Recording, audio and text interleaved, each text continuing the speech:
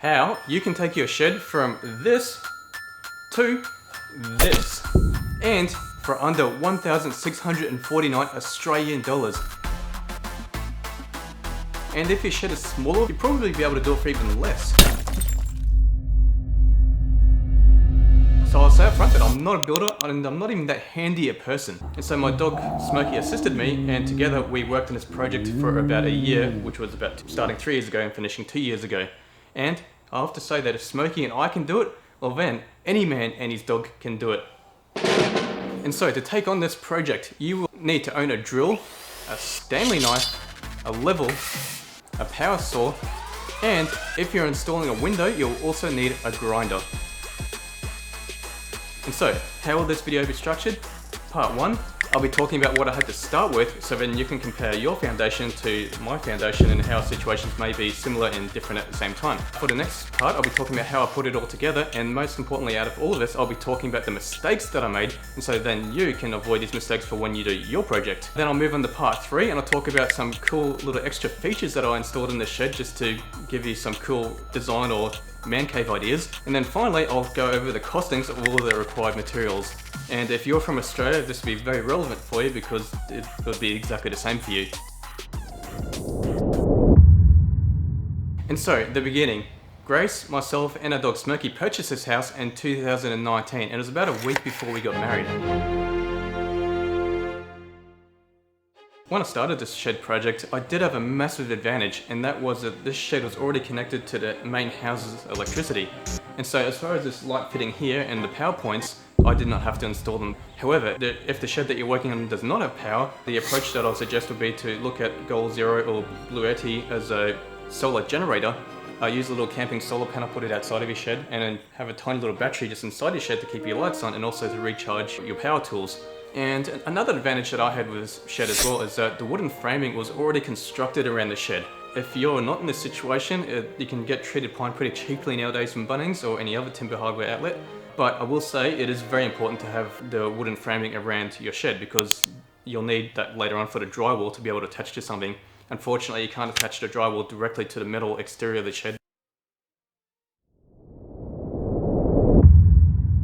Alright, so part 2, then that is the process of putting this whole thing together. And so with any project, whether it be painting or installing drywall, you want to start high and then work your way down.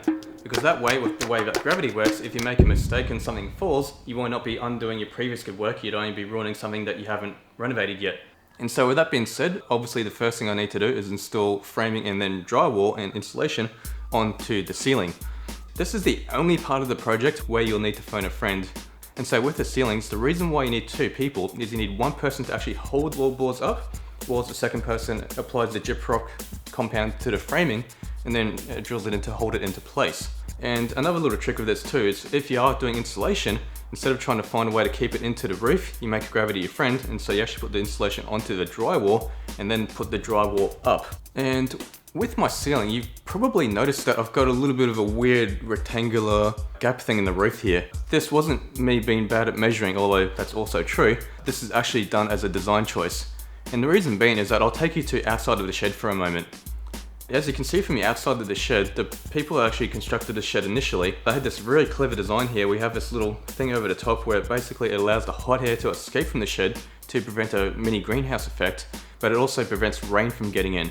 And so now that I'm working on the internal part of the shed, I didn't want to hinder this process at all because I think this is great because in Brisbane, our summers get very hot. And so with that in mind, I had to think of a way where I can make the roof not be ugly and also allow hot air to basically get out. And furthermore to this, it's also beneficial in the unlikely event of a fire, as it also allows the smoke from a fire to be able to escape. Because smoke actually is a flammable gas, it'll significantly slow down how quickly a fire can spread in the shed if it were to happen. Hopefully it never does. And now let's get to the drywalls on the actual wall. And so now from the rest of the project onwards, you can do this by yourself. And honestly, with the drywall, the hardest thing of this entire process is just physically getting the drywall from the hardware outlet, being Bunnings or wherever, to your house. If you have a single cab ute or a van, it'll be pretty easy. And if you have a dual cab ute, it'll be doable but a little bit awkward. And to attach the drywall, it's a bit of a simple process where you apply some gyprock compound to the framing and then just basically plonk it up in the wall and drill it in with the plasterboard screws into the framing. And it actually is all as common sense as you would assume. But one thing that was not so common sense about it though is I initially made the mistake of resting the drywalls on the floor and then screwing it in. But I've since learned there's a bit of a trick where you have to rest it on something that's about 1 or 2 centimeters high. It could even be a plasterboard offcut, and then rest it on that and then place it to the wall. So there's a bit of a gap between the bottom of the plasterboard to the floor. And the reason being for that is that sometimes the concrete could get a little bit wet from rainy days, and then the water actually soaks up in the concrete even though we don't notice it, and then unfortunately that will soak into the drywall and make it moldy. And so that's pretty much the walls. And with these walls too, you'll probably notice that I have a pegboard behind me. When you're going to purchase the actual pegboard, stick to the boring plain one. And the reason I mention this is that from both IKEA and Bunnings and a lot of other online sellers, they have these special individualized, unique special pegboards. And admittedly, the pegs that can hold things are way cooler and way more practical for the real world. But the problem is though, is that they put the peg hooks at different distances apart, meaning that you can't interchange their pegs from a standard pegboard. And so with that, I'd say just keep it simple, get the boring standard old pegboard. Yes, it's ugly, but a standard coat of paint will fix that, as you can see here. And then you'll be saving yourself a fortune in the long run, as you can just buy the normal cheap pegs. And that brings us on to normal hooks. Now with these, it's very important to actually attach these hooks to your framing. So ensure that the hook is going through the drywall. And if you need to put a hook where there isn't some framing, there's a bit of a trick that you can do where you get a large bit of wood and then attach an MDF wood to the bit of framing and then put the hooks wherever you want on that MDF. And an example of that is right here. And I know some of you be thinking right now, but Dave, you know that there are gyprock hooks and you can save yourself all this effort and they're rated to very high weights. Well, yes, this is technically true, but it's not really applicable for a shed.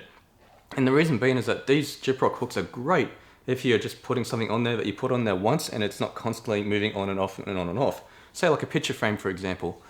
But if you're using it for something that moves, like say I've seen people do this for a dryer and it never ends well, or something that you're constantly taking a load off and load on and load off and load on, it's going to cause slight little bits of movement all the time, and eventually it's going to wear the gyprock away and the hook will fail.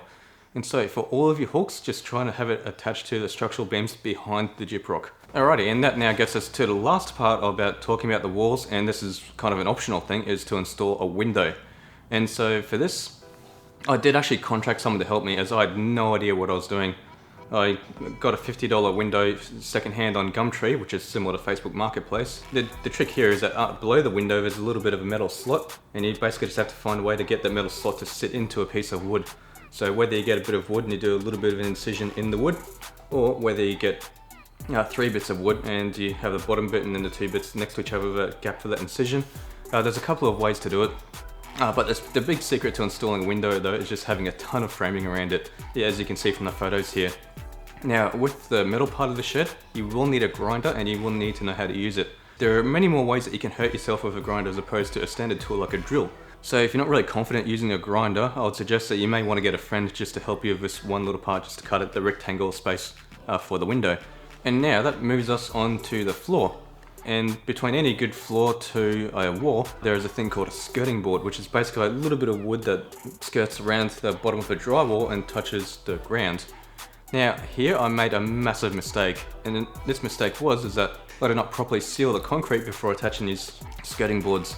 And so initially I just painted the concrete floor, I was happy with it, and then as soon as we got a bit of heavy rain and the rain kind of soaked into the concrete from underneath, I started getting mold all over my skirting boards and a little bit in my drywall as well.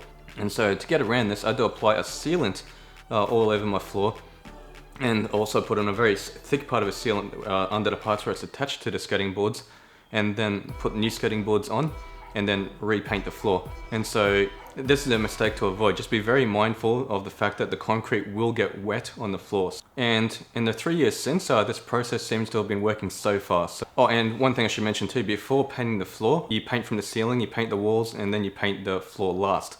And as far as painting the skirting boards, there's a bit of a trick that you paint them before you actually attach them to everything. Otherwise you need to be painting with extreme precision, as you don't want to be getting the wall paint on the floor or the floor paint on the wall. So if you paint the skirting boards last and you paint them before you actually attach them, that gives you a lot more room for error when you're both painting the floor and also the drywall gyprock. Alright, so that now brings us to part 3, or my favourite part of the video, and that's just talking about some of the unique gizmos and things that I've installed around here just to make it cool. And so, first up, I'll talk about my battery rotational system. I hung all of these onto a small bit of drip rock drywall, and then I had a bit of a hole behind it so I could thread the power cable through behind it. And now, as you can see here, the batteries are pretty neat here and it doesn't look too ugly. I'll still have to finish off the other end of the cable, but that's a little project for the future. And now I have a bit of a system here that basically I try to keep all my tools to be the Zito brand. And it doesn't really matter what brand you pick, but try to be on the same brand for all of your tools. And the reason being is that you basically never run out of batteries if you do this. And I have a bit of a system here where if I'm mowing the lawn or doing a big yard project, I always start in the smallest batteries first, basically deplete it, and put it on the charger and kind of work your way upwards. And then by the time you get through the rest of the batteries, your smallest battery would have been recharged, and it's just basically a bit of a rotating cycle that I do when I'm mowing the lawn or doing the whippersnipping or leaf blowing and all that. When I have a lot of overgrowth, I seem to make it through this process with one battery to spare, so it's a good system and it's working well. Another cool feature about having this shed is I've got these little lights all over my pegboard, and being the Star Trek fan that I am, I decided that I have to install this, and you can make it change colours too. So yeah, a bit of a fun nifty feature. You can get all the mains for this for about 100 Australian dollars. The lights themselves are only about 60, and then you can get little diffusers that they sit on just to sort of hide each individual light and make it more of a smoother glow. Anyway, on a quick side note, if you feel like you're getting some pretty good ideas here, please leave me a like and subscribe, as it's mandatory for every YouTube video to say that. Now that that's out of the way, I can move on. And so with my system here, I currently have rooftop solar in my house, and I have a little timer here which you can buy from Bunnings as well. Like basically it recharges my battery during the day, and then at night the battery depletes itself as it keeps my fridge cold, and then during the day the solar kicks in again and the timer turns on again, and then that recharges the battery, and it's a continuous cycle. So I'm basically keeping my fridge running in the shed without increasing my electricity bill. And speaking of cold drinks, this is a very simple trick that you can do if it's for less than 20 bucks. I just get a bit of PVC pipe, put in a corner connection, and then you got a stubby cooler dispenser.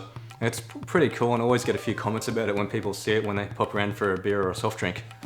And that now brings us to organising the pegboard. Now I personally have all the tools stored across the bottom for the things that are most frequently accessed, and for the accessories for that tool, like say drill bits for example, I try to have it above the tool, as you can see that I've done along here. And I also try to keep it in both straight lines and both horizontal and vertical, and obviously the tools and equipment being different sizes, this isn't always achievable, but if you try to get as close to that as you can, it will give you a very good organised pegboard tool look. For this pegboard, I've painted it with blackboard paint because I really like the matte result that it gives as far as how the colour appears.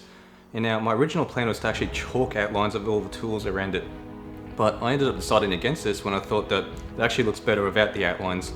And so that now brings us to under the pegboard, and you've probably noticed all these little black drawers here.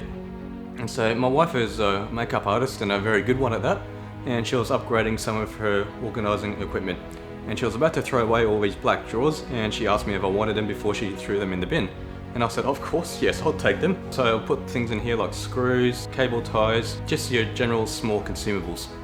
So now I'll pan around, and now I've gone to the big hooks, the things that are a bit too big for the pegboards. So the whippersnipper, the leaf blower, the chainsaw. I've only ever needed to cut down one tree, but holy cow, that worked much better than what you'd expected for an electric or Zito chainsaw. I got my ladders across here, got my little fire extinguisher here in case something goes wrong. And this is my chemicals and paint shelves here. And then I just have some of my yard equipment just hanging here. Do want to make this neater and better in the future, but that's a work in progress. And now we come around to my desk, and this is just a good little work bench just to be able to do projects on. As you can see right now, I'm doing a project where I'm basically trying to remove the rust from many of my tools. And then obviously I have my personal decorations as well, just a bit of a funny one of live, love, love with old mate Kim Jong-un. Some souvenirs, some graces in my wedding. Yeah, and just trying to put some of my happy memories here. And also in regards to memories with this shed, my dog Smokey unfortunately passed away from an inoperable tumour in his heart right on the finishing stages doing the end steps. And when my wife Grace and I come into this shed, it provides us with many happy memories of a time that we had with Smokey. I will actually be naming the shed after Smokey, so the Smokey Shed. And I'll be doing a future video where I basically create a plaque with his name on it so I can put it on the outside of the shed, just as a way to honour his memory. That's basically all the details about my shed. And now I'll move on to your shed and also the costings for what you can expect to pay to be able to renovate your shed. Part 4. So apart from the LEDs and the diffusers here, which I purchased on eBay, or you can pretty much get them from any online seller, I got literally everything that I needed from here from Bunnings. And as I said at the start of this video, it cost me $1,649. A large part of that cost was actually installing insulation. And so if you're in not such an extreme weather climate, whether it being extremely too hot or extremely too cold, or if your shed is under the shadow of a big tree or a large structure that's near it, not need to even bother with insulation. Personally, this is always just in the bright glaring sun all day, and so I very much needed to do this. And another thing you can do to cool down your shed as well is to actually paint the exterior of a shed a very light colour. And so I went with white walls and also a lighter grey, as it's been proven with cars that are of lighter colours stay cooler than cars that are of darker colours, just because of the way that sunlight reacts to the colour and whether it stores the heat or reflects it. And so with all of this combined, you may not need insulation, you can just paint your shed a light colour. Pretty much concludes this cinematic masterpiece of video of a shed. And now, I have a really big favour to ask you, and it's not like or subscribe, although I hope you've done that anyway, but it's actually just to give me ideas in the comments about what more I can do to a shed to make it even cooler. Can you tell me any cool other gizmos or ideas that you've seen in other sheds that you think would fit in pretty well here? Because this is a constant ongoing project. And I want to do everything I can just to honour my dog's Smokey's memory as much as I can, just to by making this the coolest shed in the history of sheds.